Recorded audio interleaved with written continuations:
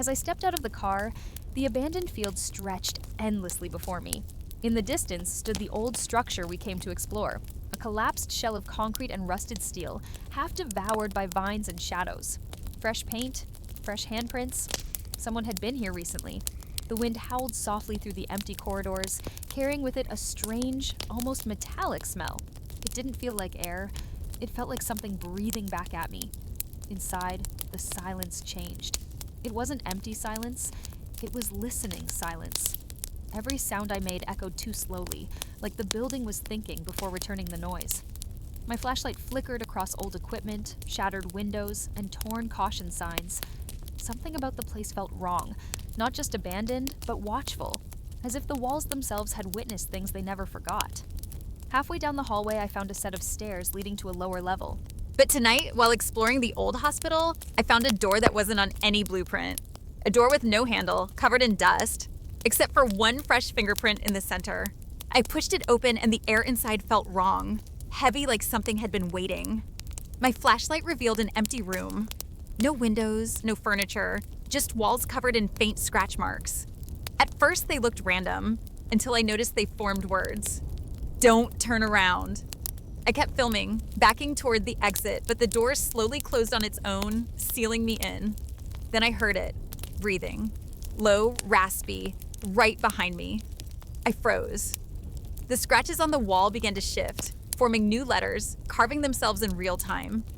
You shouldn't be here. My flashlight flickered, and in that split second of darkness, something moved past me. Fast, cold, silent. I sprinted out, not daring to look back. The factory had been abandoned for decades, but locals kept reporting strange lights inside, so I went to investigate.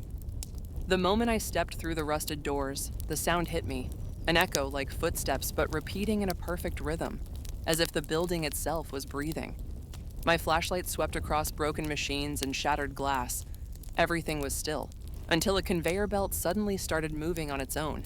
No electricity, no switch flipped, yet it rolled slowly, grinding as if waking from a long sleep. I filmed it, whispering into the mic, when the echo of footsteps stopped, and a new sound began. Whispering. My light flickered and a shadow passed behind me, cold enough to burn. The whispers stopped instantly. The conveyor belt screeched, the helmets toppled, and every shadow in the room shifted toward me. When I checked the footage later, the last frame showed a figure standing behind me, even though I was completely alone.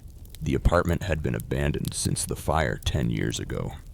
Every door on the floor was locked and sealed, except one. Apartment 309. Its door stood slightly open, like someone had just stepped inside. Inside, everything was untouched. Furniture covered in ash. I walked through slowly, feeling heat in the walls even though the air was freezing cold. My camera picked up faint crackling like embers burning, but there was no fire anywhere. Then I noticed footprints in the dust, leading toward the bedroom. I followed them, heart pounding, and entered the room. On the burnt mattress lay a melted clock, still ticking. Impossible. There was no power in the building. Suddenly, the bedroom door slammed behind me. My flashlight flickered, and for a split second, I saw a figure standing in the firelight, a charred silhouette staring right at me. I ran, crashing through the hallway, escaping the apartment as smoke poured out behind me. People in the village always whispered about a cabin deep inside the forest, one that only appears after midnight and vanishes before dawn. I never believed it, until last night. Then, through the darkness, a dim orange glow appeared between the branches. A cabin. Old, crooked, with a single lantern flickering at the door. I pushed the door open, and the moment I stepped inside, the lantern went out. The cabin dropped into pitch black.